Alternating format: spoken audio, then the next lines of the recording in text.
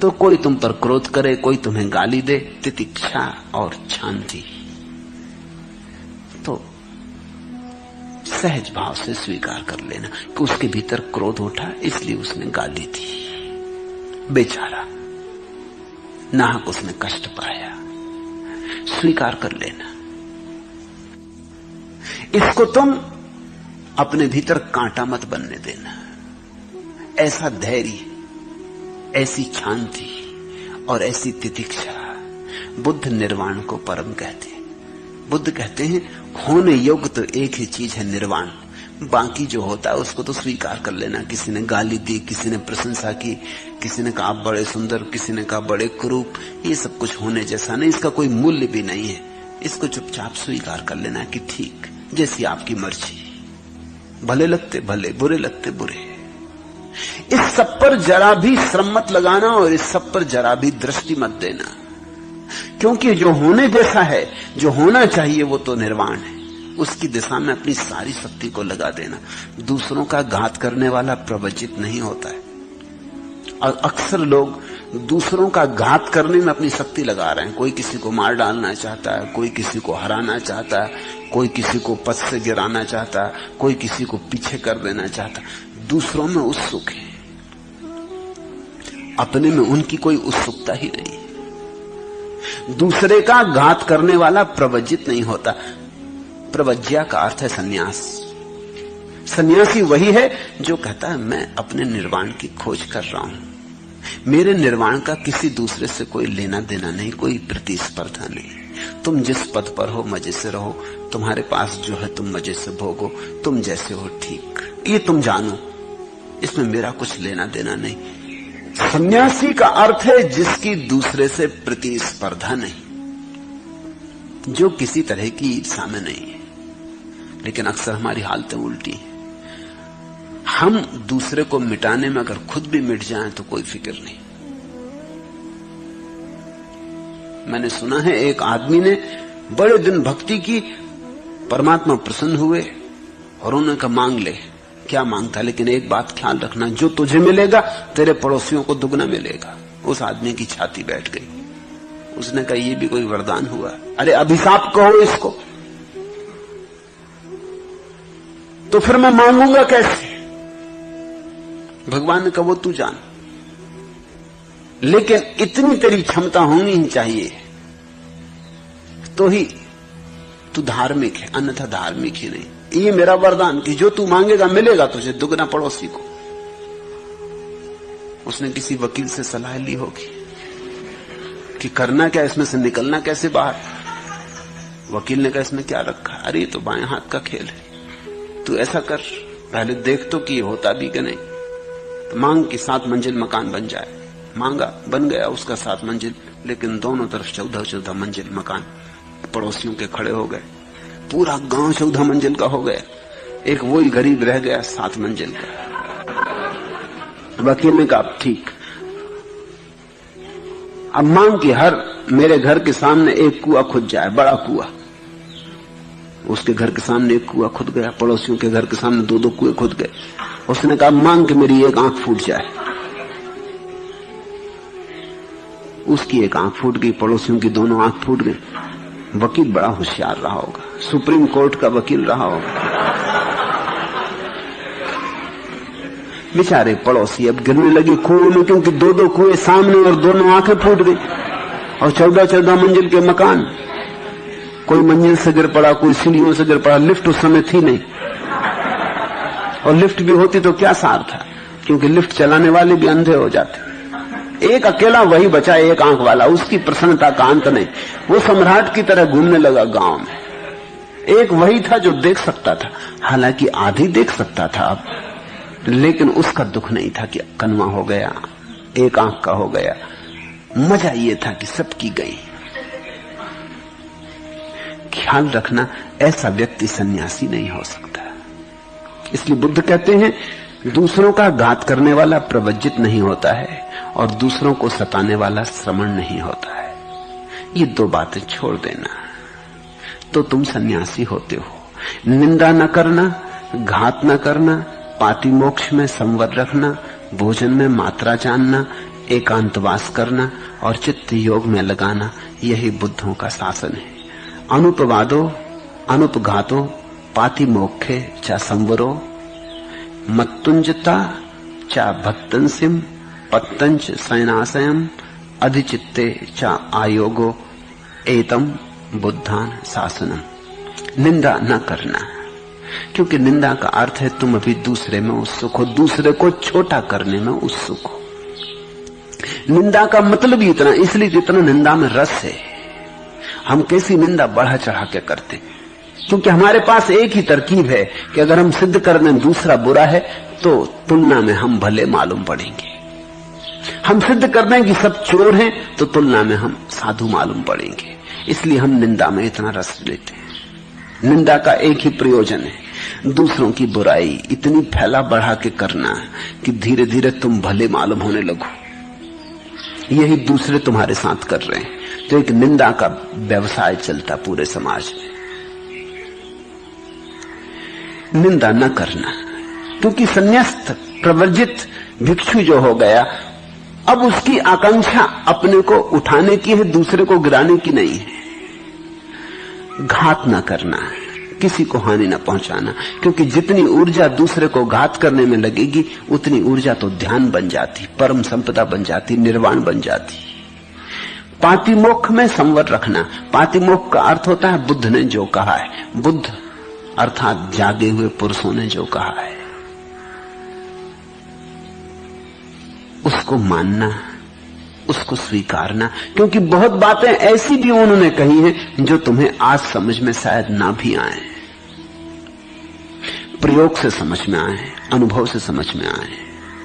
उन पर प्रयोग करके देखना, प्रयोग बिना किए निर्णय ना लेना, हां या ना कुछ भी नहीं, जिसको वैज्ञानिक हाइपोथेसिस कहते हैं कि कोई चीज की कल्पना। किसी ने कहा कि कमरे में कुर्सी रखी है, हमने कहा कि ठीक है, खोजने की दृष्टि से मान लेते हैं। मान नहीं लिया कि कुर्सी है, लेकिन खोजने की दृष्टि से मान लेते हैं, हाइपोथेसिस। अब हम कमरे में जाकर देखेंगे, अगर पाया कि कुर्सी है तो जो परिकल्पना मानी थी वो सत्य हो गई, अगर पाया कि कुर्सी नहीं है तो जो परिकल्पना मानी थी वो असत्य हो गई। लेकिन इसका नाम विश्वास नहीं है। हाइपोथेसिस का इतना ही मतलब है प्रयोगार्थ स्वीकार कर लेते हैं कि ठीक है। तो जो बुद्ध पुरुषों ने कहा है पातिमोक्ष, जो जो उन्होंने कहा है उसमें सभी तुम्हारी समझ में आएगा भी नहीं, क्योंकि तुम्हारी समझ सारी चीजों के अनुभव से भरी भी नहीं है। तो विश्वास की जरूरत नहीं है, प्रयोगार्थ स्वीकार कर लेना। भोजन में मात्रा जानना, बुद्ध को ये बात बार बार कहनी पड़ी, भोजन में मात्रा जानना। उस समय ये बड़ा भारी सवाल था। एक तरफ लोग थे जो खूब खाए जा रहे थे, जो सदा से हैं, और उस समय एक और पागलपन पैदा हुआ था। दूसरी तरफ लोग थे जो उपवास किए जा रहे थे। इन दोनों ने आदमी को विक्षिप्त कर रखा था, या तो ज्यादा खाने वाले लोग या न खाने वाले लोग। ज्यादा खाने वाले लोग शरीर को मिटाए ले रहे थे और शरीर के साथ मूर्छित हुए जा रहे थे। न खाने वाले लोग शरीर की हत्या किए दे रहे थे और ऊर्जा इतनी क्षीण हुई जा रही थी कि ध्यान का कोई उपाय न था। तो बुद्ध हर चीज में मात्रा के लिए कहते हैं कि मात्रा जानना, मध्य में रुक जाना, अति मत करना, अति सर्वत्र वर्जेत, एकांत वास करना, और जहां मौका मिले, जैसी सुविधा बने, वहां अकेलेपन को खोजना। क्योंकि तुम्हारे भीतर जो पड़ा है, जब तुम अकेले होगे तभी उसे देख पाओगे। दूसरे की मौजूदगी तुम्हें बाहर ले जाती है। भीड़ में भी रहो तो भी अकेले रहना, ये बुद्ध का उपदेश है। और चित्त योग में लगाना। अभी चित्त संसार में लगा है, भोग में। धीरे धीरे इसकी ऊर्जा को हटाना वहां से, धीरे धीरे रत्ती कर करके, बूंद कर करके इसे ध्यान में, योग में, मोक्ष में लगाना। यही बुद्धों का शासन है। ये सूत्र भी, ये अंतिम सूत्र बुद्ध ने एक परिस्थिति में कहे थे, वो मैं आपको दोहरा दूं। जंगल में बुद्ध बैठे हैं ध्यान करने, और एक सर्पराज, सर्पों का राजा फन फैला के खड़ा हो गया। उसने झुक के बुद्ध के चरणों में प्रणाम किए। बुद्ध ने आंख खोली। उन्होंने कहा, महाराज, क्योंकि देखा उसके माथे पर अद्भुत मणि जो सिर्फ नागों में, सम्राटों के माथे पर होती। तो बुद्ध ने कहा, महाराज क्या चाहते? तो उस नाग ने कहा, मैं जन्मों जन्मों से भटक रहा हूं, जो भी किया सब उल्टा चला गया। कब तक सरकता रहूंगा जमीन पर? कब तक सरकता रहूंगा खाई खंदकों में, अंधेरी गलियों में? कब तक सरकता रहूंगा? कब उठूंगा? कब उड़ सकूंगा? तुम्हें मैंने उड़ते देखा, तुम्हारे प्राणों की ऊर्जा को कहीं जाते देखा, इसलिए पूछता हूं, मुझे कुछ उपदेश है?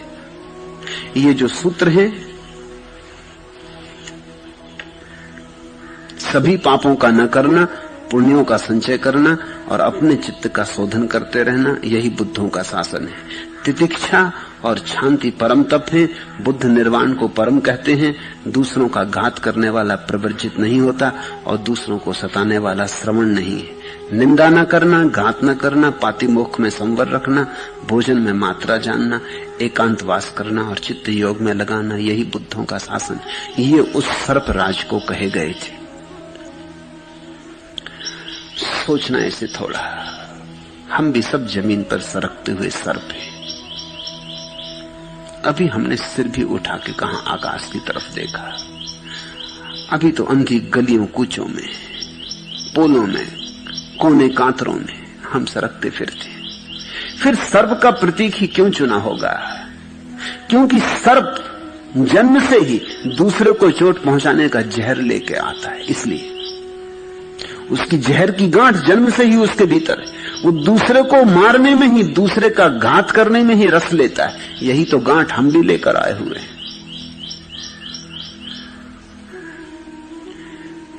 ये प्रतीक प्यारा है और सर्प का प्रतीक सारे धर्मों ने चुना है। उसमें कुछ कारण है। ईसाई कहते हैं कि सर्प ने भटकाया आदमी को, ईव को समझाया कि खा ले ये फल जो भगवान ने वर्जित किया है। ईव को फुसलाया सर्प ने। बुद्ध की इस कथा में सर्प कहता है कि कब तक मैं सरकता रहूंगा जमीन पर। हिंदू कहते हैं कुंडलनी जो ऊर्जा है मनुष्य के भीतर, वो सर्पाकार है। वो सर्प जैसी जब उठती है फन उठा के, तो उसका फन जब चोट करता है सहस्त्रार में, तो सारे कमल खिल जाते। सर्प का प्रतीक आदमी के बहुत करीब है। उसमें कई खूबियां हैं। पहली बात उसकी खूबी है कि सर्प बहुत चालाक। उस चालाकी के कारण ईसाइयों ने उसका प्रतीक बनाया कि उसने स्त्री को भरमाया, ईव को समझाया और अदम को ईश्वर के बगावत में जाने का प्रोत्साहन दिया। सर्प बड़ा शैतान, क्योंकि बड़ा चालाक प्राणी है, बड़ा चालबाज, भरोसे का नहीं। उस प्रतीक का उपयोग किया।